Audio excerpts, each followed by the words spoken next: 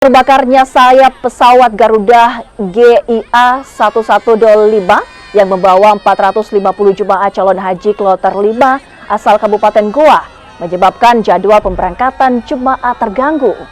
Pihak PPIH Embarkasi Makassar terpaksa menunda pemberangkatan kloter 6 karena pesawat yang seharusnya digunakan kloter 6 digunakan kloter 5.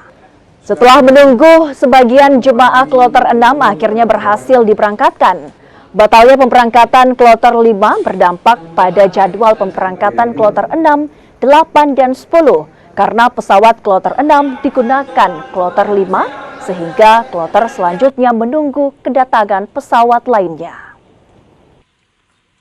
Terkait dengan pemberangkatan kloter 6, karena pesawat kloter 6 digunakan oleh kloter 5, untuk itu kloter 6 kita sudah berangkatkan tadi subuh sesuai dengan jadwal 03.50 kami berangkat take off sebanyak 220 jamaah.